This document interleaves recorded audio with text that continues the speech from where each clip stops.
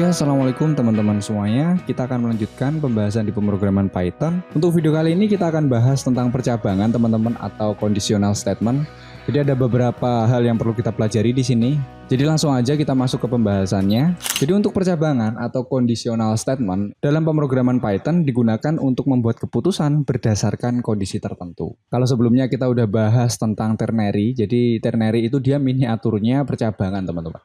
Jadi kita punya dua kondisi saja untuk operator ternary. Sekarang lebih kompleksnya kita bahas untuk percabangan ini secara penuh. Jadi yang pertama kita akan bahas tentang if statement. Di dalam percabangan ada istilah yang namanya if atau kalau di Indonesia itu namanya jika. Jika apa maka seperti apa. Nah jadi untuk if statement ini memiliki satu kondisi yang apabila terpenuhi maka akan terjadi sesuatu. Di sini untuk contohnya kita punya studi kasus, jika kita menginputkan jumlah siswa lebih dari 10, maka akan diberikan reaksi atau ditampilkan tulisan kelas penuh. Ya, jadi dia kondisinya cuma satu. Kalau jumlah siswanya nilainya itu ternyata tidak lebih dari 10, ya maka nggak ada ekspresi apapun. Karena kondisinya cuma satu saja teman-teman. Ya, jadi di sini kondisinya jika, if jumlah siswa lebih dari 10 itu saja. Agar kita nggak bingung teman-teman, langsung aja kita coba di Visual Studio Code, langsung saya coba ketikkan kode program Python-nya. Jadi di sini misal kita punya variabel jumlah siswa ya. Misal langsung kita deklarasikan di sini nilainya 9 ya. Nah, di sini kita berikan if teman-teman. Jika variabel JML siswa itu lebih dari 10, terus di sini kita berikan titik 2. Jadi di sini kita berikan if statement-nya, lalu setelahnya variabel yang ingin kita bandingkan, lalu operator pembanding, baru apa kita bandingkan dengan apa. Setelahnya kita berikan titik 2, lalu reaksinya atau ekspresi yang terjadi ketika kondisi itu terpenuhi kita berikan di sini. Kita coba berikan print kelas penuh. Nah, jadi kalau kita jalankan di sini teman-teman, dia tidak menampilkan apa-apa. Kenapa? Karena jumlah siswanya ini tidak memenuhi kondisi yang kita harapkan. Jumlah siswa lebih dari 10 muncul ini. Karena 9 ini tidak lebih dari 10 kan nilainya false, maka ini tidak tercetak. Kecuali di sini nih, kita berikan nilai 12. 12 itu nilainya lebih dari 10. Sehingga kalau di sini kita jalankan, dia akan menampilkan kelas penuh. Oke, biar di sini lebih enak, kita di sini berikan inputan aja teman-teman. Jadi nggak langsung kita deklarasikan di sini. Jadi JML siswa itu kita berikan input berupa angka bilangan integer, berarti int. Kita berikan input, kita berikan narasi di dalamnya JML siswa. Kita berikan titik 2. Oke, jadi skripnya seperti ini teman-teman.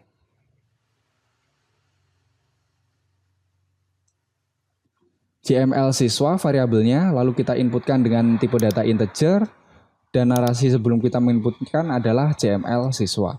Sehingga kalau di sini kita coba jalankan, kita CLS dulu biar bersih ya. Dia akan muncul perintah untuk memberikan input JML siswa. Misal kita berikan angka 10 ya, karena 10 itu tidak lebih dari 10 ya, dia sama dengan, maka tidak tampil apapun. Kalau di sini kita berikan angka 11, karena 11 lebih dari 10, maka akan muncul tulisan kelas penuh. Gitu ya teman-teman untuk satu kondisi. Oke, yang selanjutnya di sini kita punya if else statement. Jadi kalau if statement kita hanya punya satu kondisi saja. Jadi if else ini kita punya dua kondisi. Yang apabila terpenuhi maka akan terjadi sesuatu keputusan. Dan jika tidak maka akan menghasilkan keputusan yang lain. Jadi kita punya opsi kedua teman-teman. Contoh tadi kalau jumlah siswanya 10 lebih dari 10 maka kelas penuh. Tetapi kalau tidak lebih dari 10 harusnya ada kondisi lagi. Itu kita bisa memanfaatkan if else statement ini. Nah, di sini contohnya kita langsung masuk ke kelas sebenarnya teman-teman. Jadi example-nya di sini, jika nilai kita punya program, dia punya kondisi jika nilai lebih dari atau sama dengan 75, jadi ini ketuntasan, maka dinyatakan tuntas. Jika tidak lebih dari atau sama dengan 75, berarti kurang dari ya, 74 ke bawah, maka dinyatakan tidak tuntas. Kita punya dua kondisi, lebih dari atau sama dengan 75, dikatakan tuntas, muncul print tuntas. Kalau tidak berarti else-nya, maka dinyatakan tidak tuntas, ini kita print gitu. Langsung aja kita masuk ke Visual Studio Code-nya, langsung kita ketikkan kode program untuk bahasa pemrograman Python-nya. Saya akan buat sebuah variabel namanya nilai. Oke, Di Di sini saya berikan secara langsung dulu, nilainya misal 74. Berarti dia tidak tuntas dong teman-teman. Di bawah sini kita berikan KKM atau batasnya tadi yaitu 75 yang kita tetapkan ya.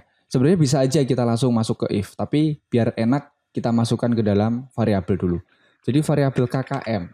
KKM ini kita anggap sebagai batas minimal dinyatakan tuntas dan tidak tuntas gitu. KKM kita berikan 75. Lalu di bawah sini kita berikan if statement dulu. Jika si variabel nilai itu lebih dari atau sama dengan KKM, maka di sini kita berikan titik 2, enter, kita print. Dia dinyatakan tuntas teman-teman. Tetapi ya jika tidak, nah berarti kalau kondisi pertama tidak terpenuhi, kita berikan else, kita print, tidak tuntas. Oke, kita coba dulu teman-teman di sini. Oke, karena nilai di sini angkanya 74, maka di sini tampil tulisan tidak tuntas. Ya. Kalau di sini nilai kita ubah menjadi angka 76 misal. Kalau di sini kita jalankan, dia akan tampil tuntas. Kalau nilai kita ubah menjadi 75, di sini dia juga akan tuntas. Kenapa? Karena di sini perintahnya adalah lebih dari atau sama dengan. Berarti 75-nya ngikut. Mulai 75 ke atas itu tuntas. 74, 73 dan seterusnya tidak tuntas. Oke, di sini kita berikan inputan ya biar kita tidak mendeklarasikan terus untuk nilainya. Saya berikan variabel dengan tipe data int atau integer karena nggak ada nilainya yang koma-koma nanti. Kita berikan input. Lalu narasinya di tengah-tengah sini kita berikan nilai titik 2. Oke, di sini saya clear screen dulu. Kita coba jalankan teman-teman. Nilai misal kita inputkan nilai 25 ya, berarti dia tidak tuntas ya. Oke. Kita berikan nilai misal 90 ya, karena di atas 75 dia dinyatakan tuntas. Sekali lagi, nilai 75 dia dinyatakan tuntas. Oke, seperti itu ya teman-teman. Sekarang kita lanjut lebih dari 2 kondisi teman-teman. Jadi di sini ada if, elif, dan else. Jadi di sini digunakan untuk membuat percabangan dengan beberapa kondisi. Kondisinya itu nggak cuma 2 teman-teman. Kita bisa buat lebih dari 2 kondisi. Ya, contoh di sini saya berikan predikat nilai. Biasanya itu nilai kan punya predikat nih teman-teman. Rentang contoh di sini 90 sampai 100 itu nilainya A. Terus di sini 80 sampai 89 dinyatakan B. 65 sampai 79 dinyatakan C. 50 sampai 64 dinyatakan D. 0 sampai 49 dinyatakan E. Jadi ini lebih dari 2 kondisi. Makanya kita bisa memanfaatkan if, elif, dan juga else. If jika kondisi apa maka apa. Kalau nggak memenuhi kita masuk ke elif dulu. Elif sudah nggak memenuhi masuk elif lagi. Elifnya sudah mentok, terakhir kondisi terakhir kita berikan else. Jadi gitu ya teman-teman untuk kondisinya. Langsung aja kita masuk ke pemrograman Python-nya. Oke, sekarang kita deklarasikan untuk variabel nilai. Langsung saya masukkan inputan ya teman-teman. Jadi saya buat variabel dengan tipe data integer. Terus di sini kita berikan input. Lalu untuk narasinya saya berikan nilai. Ya. Lalu di bawah sini kita berikan if. Oke, yang pertama, jika si variabel nilai itu kurang dari atau sama dengan 100 dan lebih dari atau sama dengan 90. Berarti di sini kita berikan 90 batas bawahnya, nilainya di samping kanannya 90, berarti lebih darinya seperti ini, lebih dari atau sama dengan nilai. Jadi kita bacanya dari sini.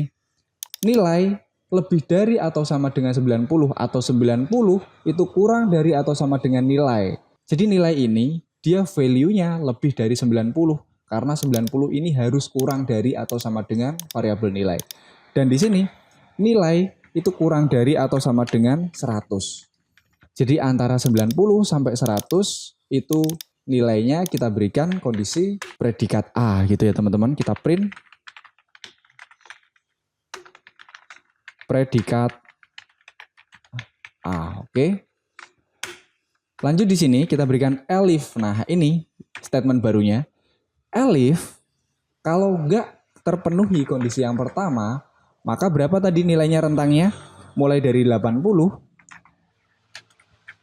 kurang dari atau sama dengan variabel nilai, dan nilai kurang dari atau sama dengan 89.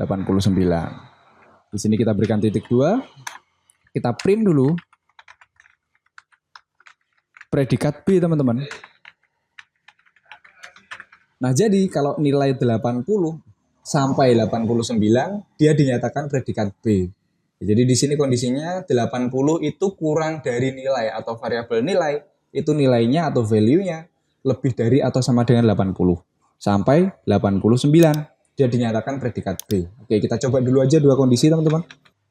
Di sini kalau nilai kita berikan 90 ya, predikat A. Kita coba berikan variabel nilai value-nya 87 ya. Berarti 80 sampai 89 ya, predikat B. Kalau nilainya 79 kan belum ada.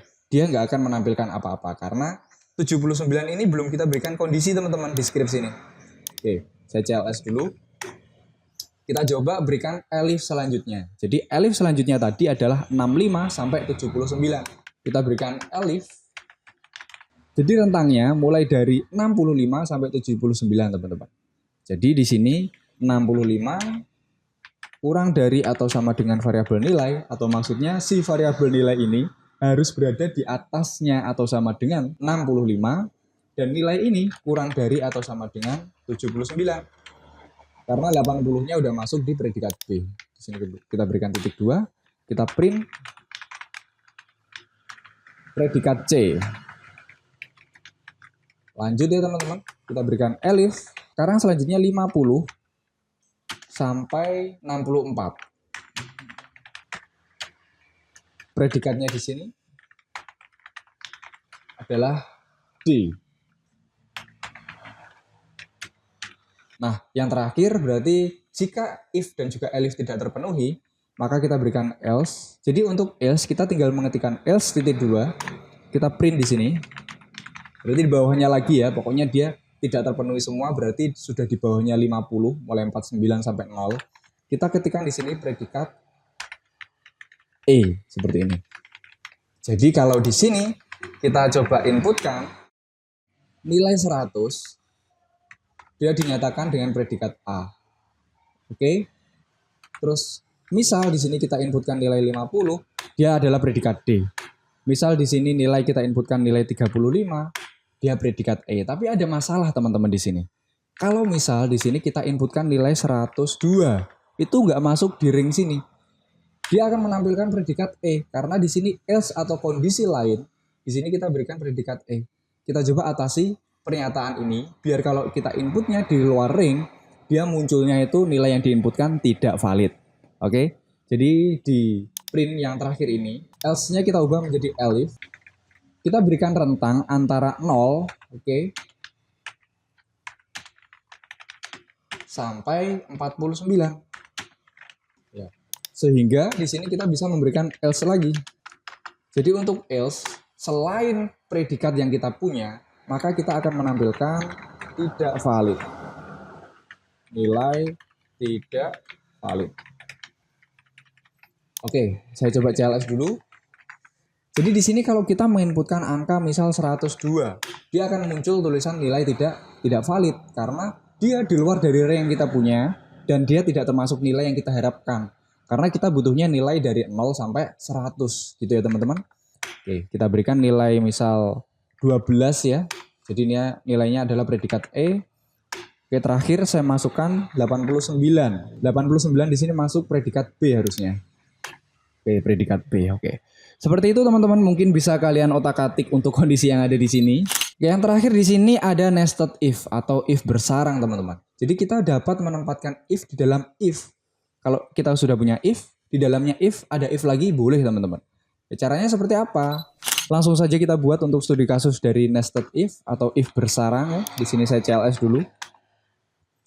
Jadi misal, teman-teman, saya punya studi kasus. Kita punya sebuah kelas, kalau jumlah siswanya itu lebih dari 10, maka kelas penuh. Coba di sini kita berikan variabel JML siswa.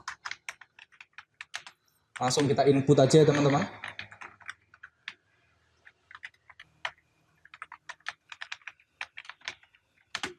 Oke, seperti ini. Terus di bawahnya sini kita berikan if jika si variabel jumlah siswa itu lebih dari 10, maka kita print di sini kelas penuh.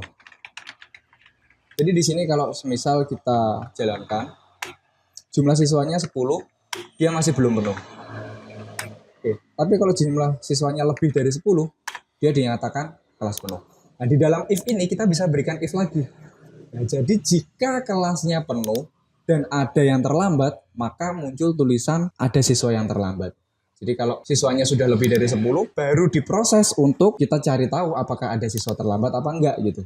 Jadi kalau siswanya masih belum lebih dari 10, maka nggak akan diproses untuk pengecekan ada siswa terlambat atau enggak. Di dalamnya if ini kita berikan if lagi. Sebelum kita berikan if lagi, kita berikan sebuah variabel terlambat ya teman-teman. Variabel terlambat itu adalah kita input aja ya. Berarti di sini input karena dia bukan angka, berarti langsung aja kita masukkan input. Stringnya ada terlambat. Kita berikan narasi Y atau N. Baru di bawahnya sini setelah variabel terlambat sudah punya nilai, kita berikan if di sini. Jika si variabel terlambat itu nilainya adalah Y, maka di sini kita berikan print ada siswa yang terlambat. Oke, seperti itu teman-teman. Terus untuk if-nya ini kita bisa memberikan else. Else-nya di sini. Print kelas belum penuh. Terus di sini juga bisa kita berikan else teman-teman. Print tidak ada siswa terlambat.